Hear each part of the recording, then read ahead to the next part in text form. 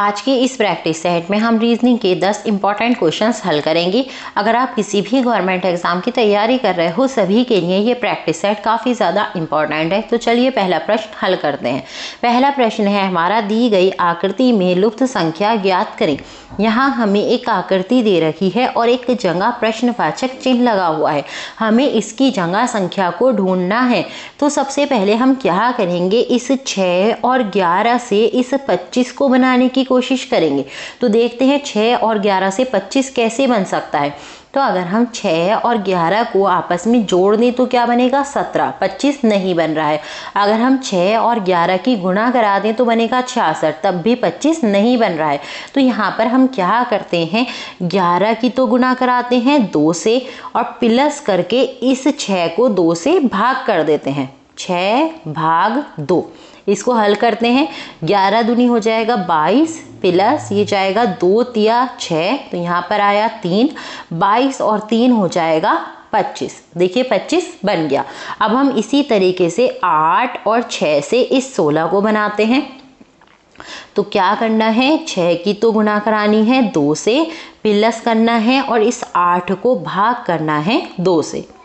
तो 6 दूनी हो जाएगा 12 प्लस ये जाएगा 2 चौके 8, 12 और 4 हो जाएंगे 16। और देखिए यहाँ पर भी 16 है।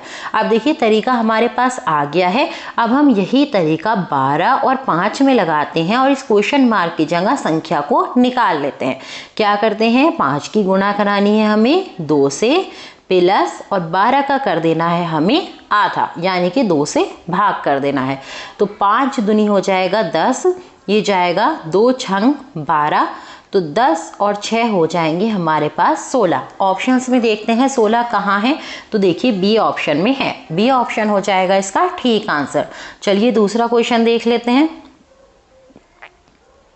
दूसरा क्वेश्चन है हमारा, शब्दों के आपस संबंध को समझते हुए सही वेन आरेख का चयन करें। यहाँ पर हमें अस्पताल, नर्स और रोगी के लिए एक वेन आरेख बनाना है। तो सबसे पहले हम अस्पताल के लिए बनाते हैं। तो ये हो गया हमारा अस्पताल के लिए। अब हमें नर्स के लिए बनाना है। तो देखिए नर्स जो है वो अस्पताल के अंदर ही रहती हैं, तो इसलिए नर्स का जो डायग्राम है वो पूरा का पूरा अस्पताल के अंदर आ जाएगा। अब हमें रोगी के लिए बनाना है, लेकिन उससे पहले देखिए रोगी का नर्स के साथ कोई संबंध तो नहीं है। तो रोगी और नर्स का आपस में कोई संबंध नहीं होता, लेकिन रोगी भी अस्पताल के अंदर ही रहते हैं। तो रोगी वाला जो डायग्राम है वो भी अस्पताल के अंदर आ जाएगा। तो देखते हैं ऐसा वेन आरेख कहाँ है। तो देखिए ए ऑप्शन में है। ए ऑप्शन हो जाएगा इसका ठीक आंसर। चलिए तीसरा क्वेश्चन देख लेते हैं। तीसरा क्वेश्चन है हमारा, संबंधित संख्या ज्ञात करें। तो जो संबंध 8 का 28 के साथ है वही संबंध हमें 27 का दूसरी संख्या के साथ बनाना है। तो यहाँ पर हम देखते हैं 8 से हम 28 कैसे बना सकते हैं। तो अगर हम 8 की 3 से गुणा करा दें तो क्या आएगा, 8 तिया 24, और अगर इसमें हम 4 जोड़ दें तो बन जाएगा हमारे पास 28। अब हम यही तरीका 27 में लगा लेते हैं। 27 की भी हम 3 से गुणा कराते हैं तो ये आएगा 3 सत्ते 21, 2 गया हासिल, 3 दूनी 6 और 1 7, और इसमें हमें 4 जोड़ देना है। तो ये हो जाएगा 75। ऑप्शंस में देखते हैं क्या 75 है, तो ऑप्शन में तो कहीं भी 75 है ही नहीं। इसका मतलब है ये तरीका यहाँ पर काम नहीं करेगा। अब हमें कुछ और सोचना पड़ेगा। किसी और तरीके से हमें 8 और 28 का संबंध ढूंढना पड़ेगा। तो देखिए जो 8 है वो हमें पता है 2 का घन होता है। इसी तरीके से यहाँ पर 28 लिखा है, तो 3 का जो घन है वो होता है हमारे पास 27, और यहाँ पर क्या लिखा है 28। इसका मतलब है एक जोड़ दिया गया है। अब इसी तरीके से 27 को देखते हैं। तो देखिए 27 जो है हमें पता है 3 का घन होता है। अब देखिए पहले घन था 2 का, तो फिर घन हुआ 3 का, तो अब 3 का है, तो अब कितने का घन होना है, 4 का। इस क्वेश्चन मार्क की जगह क्या आएगा, 4 का घन क्या होगा 64, और उसमें हम 1 जोड़ देंगे। 64 और 1 हो जाएगा हमारे पास 65। अब हम ऑप्शंस में देखते हैं क्या 65 है। तो देखिए बी ऑप्शन में है। बी ऑप्शन हो जाएगा इसका ठीक आंसर। चलिए चौथा क्वेश्चन देख लेते हैं। चौथा क्वेश्चन हमारा ब्लड रिलेशन से लिया गया है। क्वेश्चन है आर बी का भाई है, तो इसको बना लेते हैं। जो आर है वो बी का भाई दे रखा है, तो आर एक लड़का है क्योंकि वो भाई है, इसलिए हम आर पर प्लस लगा देते हैं। आगे लिखा है आर आई का पति है, इसका मतलब क्या हो गया, आई जो है वो आर की पत्नी है, तो यहाँ पर बना देते हैं आई आर की पत्नी है। आगे लिखा है आई डी की माँ है, तो डी को यहाँ नीचे बना देते हैं, आई जो है डी की माँ है। आगे लिखा है डी वाई का भाई है, तो जो डी है वो वाई का भाई है तो डी पर प्लस लगा देते हैं। हमसे पूछा है बी वाई का क्या लगता है, हमसे पूछा है ये वाला जो b है इस y का क्या लगता है, तो अब हम नीचे से चलना शुरू करेंगे। देखिए y का जो भाई था वो क्या था d, और d की माँ क्या थी i, बहन भाई की माँ एक ही होती है, इसका मतलब i जो है वो y की भी माँ है।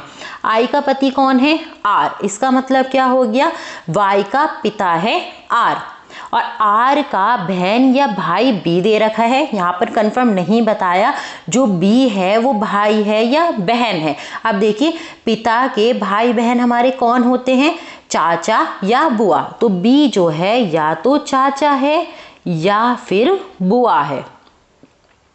अब हम ऑप्शंस में देखते हैं क्या क्या ऑप्शन है। पहला ऑप्शन दे रखा है पिता, तो पिता तो नहीं हो सकता। दूसरा ऑप्शन दे रखा है चाचा, तो चाचा हो सकता है। सी में भाई दे रखा है, भाई भी नहीं हो सकता। डी में मामा दे रखा है, मामा भी नहीं हो सकता। तो यहाँ पर जो है हम खुद से लगाएंगे कि चाचा है, और अगर बुआ लिखा होता तो बुआ भी लगा सकते थे। तो बी जो है या तो चाचा है या बुआ है। तो चलिए पांचवा क्वेश्चन देख लेते हैं। पांचवा क्वेश्चन है हमारा लुप्त संख्या ज्ञात करें।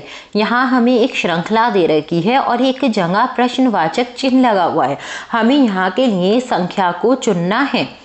तो देखिए सबसे पहले देखते हैं एक 1440 से 1440 कैसे लिखा गया। तो यहाँ पर क्या किया गया है, 1440 को 1 से भाग कर दिया गया है।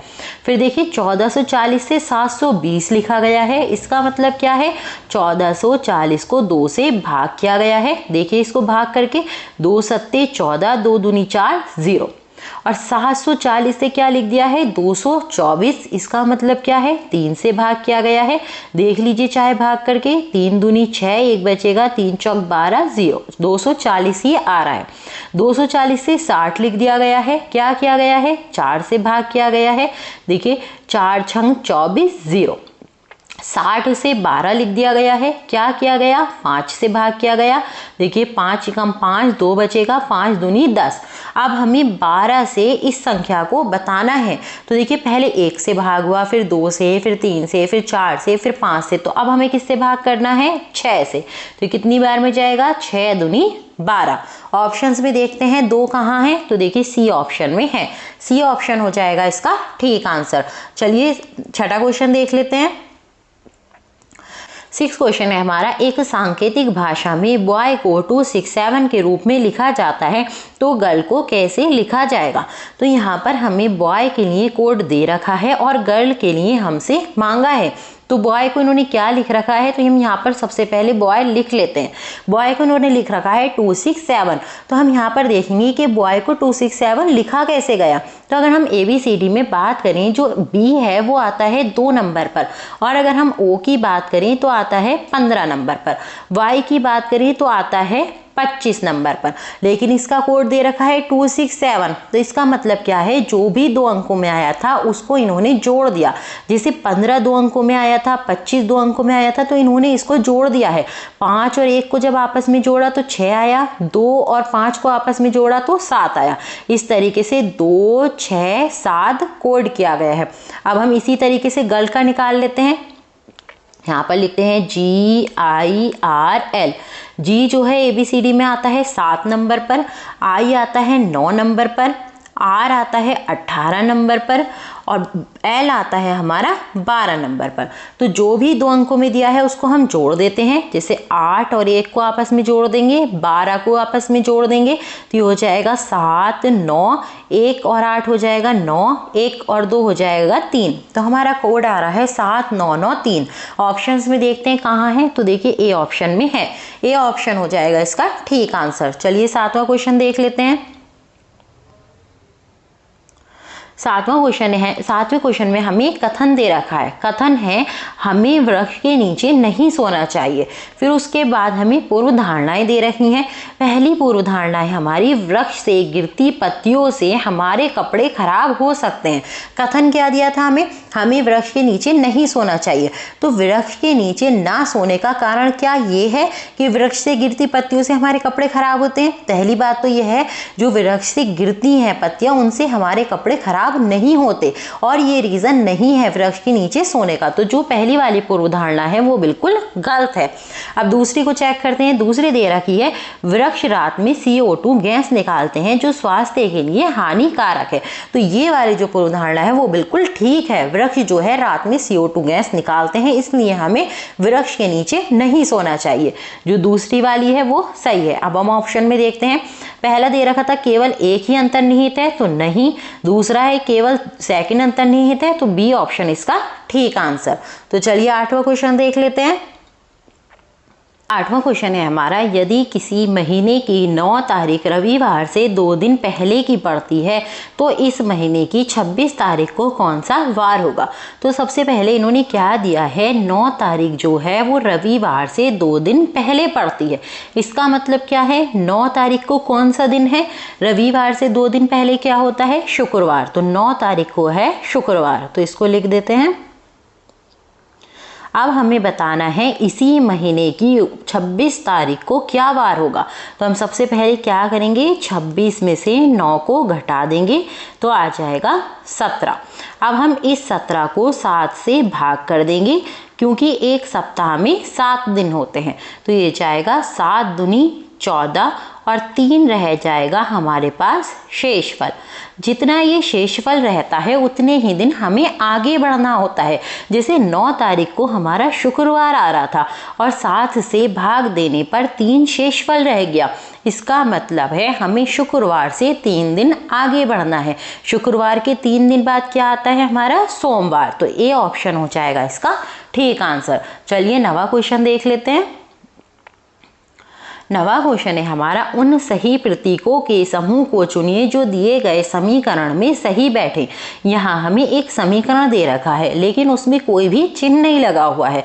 तो ऑप्शंस में हमें चिन्ह दे रखे हैं, तो हमें देखना है इन चारों में से कौन से चिन्ह रखने पर ये समीकरण बिल्कुल ठीक बैठेगी। तो हम एक एक करके सारे ऑप्शंस को चेक करेंगे। पहले वाले को चेक करते हैं, क्या है? प्लस माइनस गुणा।